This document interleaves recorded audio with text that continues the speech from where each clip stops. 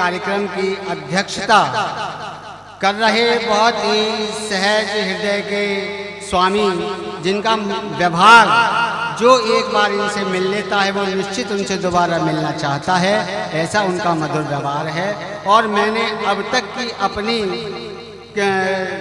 लेखनी में जो सबसे उत्कृष्ट पंक्तियां जिन्हें मैं समझता हूं, उन्हें पढ़कर मैं आदरणीय रमेश प्रसून जी को काव्य पाठ के लिए आमंत्रित करूंगा कि करो श्रद्धामयी वंदन तो निश्चित ईश मिलता है, ज्ञान स्तंभ के आगे झुकाने तो शीश मिलता है, और मानता पथ प्रदर्शक श्रेष्ठ इनको, तब कमल कहता बुजुर्गों का करो सम्मान तो आशीष मिलता है। और इन्हीं पंक्तियों के साथ परम श्रद्धेय श्री रमेश प्रसून जी।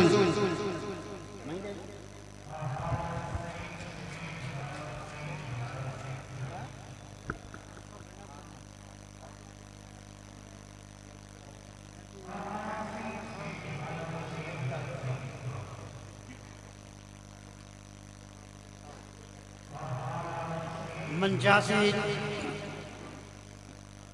प्रबुद्ध लोगों को, प्रबुद्ध समाज को और श्रोतागण को नमन करते हुए, ये कौन बोल रहा है आवाज?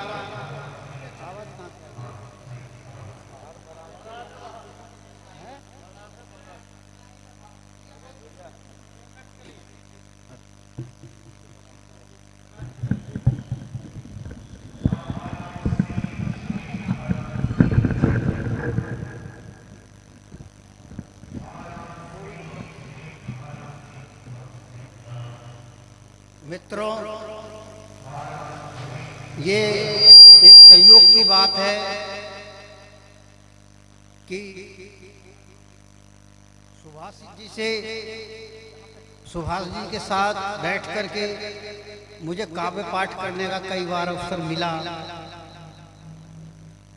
वे शिक्षक साहित्यकार पक्ष से जुड़े हुए थे, उनके जुड़ाव के कारण आदरणीय रामपाल शर्मा विश्वास जी के साथ मुझे यहाँ के सिकंदराबाद के जो दिग्गज कवि थे असीम जी थे और दूसरे थे अनुरागी जी, उनके साथ बैठकर अनुरागी जी उनके गुरु रहे हैं और स्वयं सुभाषित जी के साथ बैठकर कई बार काव्य पाठ करने का अवसर मिला।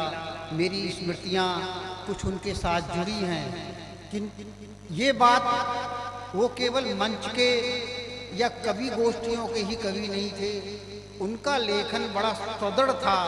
उनकी जब काव्य की विवेचना होना अति वांछित है, क्योंकि उनका लेखन जनवाद से, साम्यवाद से, समाजवाद से जुड़ा हुआ था, और जो उनकी ध्वनियाँ हैं, उनकी गुंजना हैं, वो अद्वितीय हैं। उनमें से कुछ बातें मैं आपको बतलाना चाहता हूँ। बुलंदशहर में, जनपद में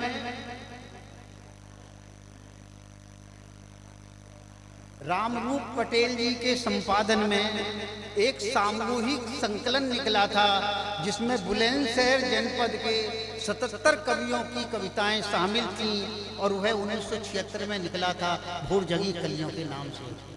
उनमें उनका एक गीत सम्मिलित था। उस गीत की कुछ पंक्तियां मैं बतलाना चाहता हूँ, यहाँ दोहराना चाहता हूँ, तो उससे ही हम उनकी ग्रेविटी मालूम पड़ जाएगी कि उनके लेखन की उदात्तता कितनी अधिक सघन थी। देखें, पंथ में भी सूल तेरे पांव को दुलरा उठे तो, हंस जी, पंथ में भी सूल तेरे पांव को दुलरा उठे तो, तब समझ ले ना पथिक मंजिल निकट ही आ रही है, और जम भंवर की उलझने भी प्यार का संगीत छेड़े, तब समझ ले ना कि नौका पार होती जा रही है, तब समझ ले ना कि नौका पार होती, तब समझ ले ना कि नौका पार होती जा रही है। और जब अमावस की दुल्हनगी प्यार की निधियां लुटाए, तब समझ लेना दिवाली जगमगाती आ रही है।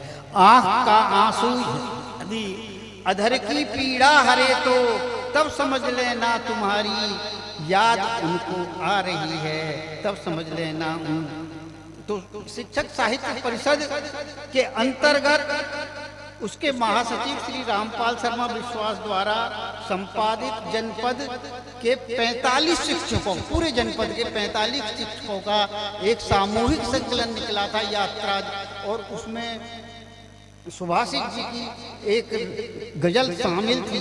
वह गजल जनवादी लोगों में उस समय समूह में बहुत चर्चा का विषय हुई। उसका एक एक शेर बड़ा अनमोल था। उसके कुछ अंश में प्रस्तुत करना चाहता हूँ। तो उनके लेखन का जो स्तर था वो पूर्ण रूप से साहित्यिक था और उच्च स्तर था, केवल मंचीय स्तर या सामान्य स्तर नहीं था।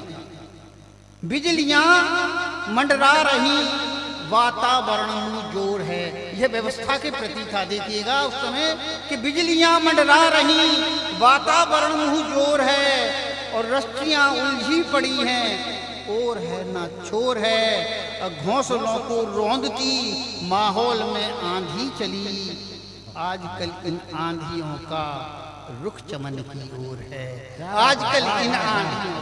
तो आप ये देखें कि आज भी समसामयिक है उनकी रचना, उनकी पंक्तियां कि घोंसलों को रौंदती माहौल में आंधी चली, आजकल इन आंधियों का रुख चमन की ओर है, और बारूद के ज्वालामुखी लावा उगलती इस तरह, गर्म ताजा खून का सारे गगन में शोर है, गर्म। वाह वाह वाह। और क्या हुआ क्या ना हुआ सब कुछ हुआ है देश में, क्या हुआ क्या ना हुआ सब कुछ हुआ है देश में, अब ठगों के हाथ में ही इस वतन की डोर है, अब ठगों के। तो इस तरह से उनका सामूहिक चिंतन था, और ये बड़े हमारे लिए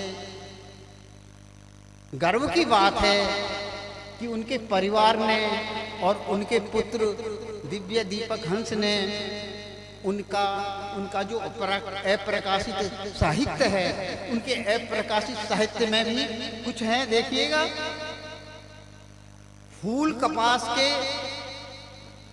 गंध कपास की गीत संग्रह है, पायलें क्यों बोलती हैं श्रृंगार गीत संग्रह है, मोहब्बत की सूही गजल संग्रह है, झूठ सच का बाप है ये व्यंग संग्रह है। ये सब उनका प्रकाशित होने वाली सामग्री है। उसमें से उन्होंने इस खंड काव्य को छपवाने का प्रयत्न किया है।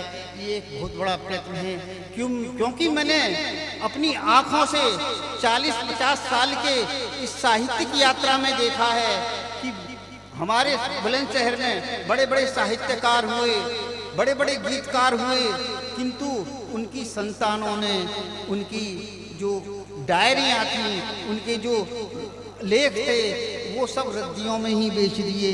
किसी ने भी आज तक उसको छपवाने का प्रयत्न किया, जबकि वो इतना स्तरीय लेखन था कि अगर वो छपता तो साहित्य की निश्चित रूप से सेवा होती, किंतु इसका बीड़ा दिव्य हंस ने उठाया है। ये बधाई के पात्र हैं, और मैं इन्हें कितना आशीर्वाद दूं।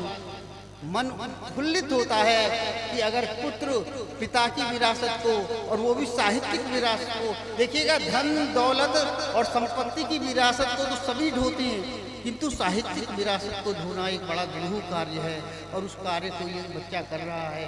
मैं इसको शुभाशीष देता हूँ और बहुत बहुत धन्यवाद देता हूँ। और जहाँ तक उनके खंड काव्य की बात है, इस खंड काव्य में उनका एक साधारण रूप या साधारण कथन नहीं है कि जो उन्होंने इंदिरा गांधी का चित्रण कर दिया हो, उसमें उन्होंने उसको बहुत साहित्यिक रूप दिया है। और उन्होंने जो इंदिरा गांधी के लिए कहा, आप देखें कितनी साहित्यिकी से कहा है कि मौत का संदेश ले चेतावनी आती रही, संकटों के बीच निर्भय आप मुस्काती रही, आप मधु संगीत वीणा की सुरीली तान थी, पूर्णिमा के चांद की मोहक मधुर मुस्कान थी, आपका निश्चय अटल था देश के कल्याण में, गूंजती थी आपकी आवाज हिंदुस्तान में, खून दूंगी देश का सम्मान खो सकता नहीं, देश अपनी बलिदान खालिस्तान हो सकता नहीं, और खालिस्तान हो सकता नहीं, और खालिस्तान को रोकने के लिए ही उन्होंने अपने प्राणों की आहुति दी। यह बलिदान कोई कम बलिदान नहीं था, हमारे देश की आन बान सम्मान को बचाने के लिए उनका दिया हुआ दिव्य बलिदान था, और उसको उजागर किया सुभाषित जी ने। ये बहुत बड़ा काम था। ये सब रचनाएं यूं ही पड़ी रह जाती। इनके कभी कभी अंश हम पढ़ा करते थे, कहीं छप गए कहीं नहीं छप गए, किंतु इसको खंड काव्य के रूप में प्रस्तुत करने के लिए दिव्य हंस को कितनी बधाइयाँ दें, कितना आशीष दें। इसलिए आज का ये कार्यक्रम सुभाषित जी के नाम है, उनकी स्मृति में है, और मैं चाहता हूँ कि जो उनका बचा हुआ साहित्य है उसे भी सामने लाने का प्रयत्न करना चाहिए, साहस करना चाहिए। और अपने सुभाषित के साथ मैं अपनी बात का समापन कर रहा हूँ। आप सब लोगों का बहुत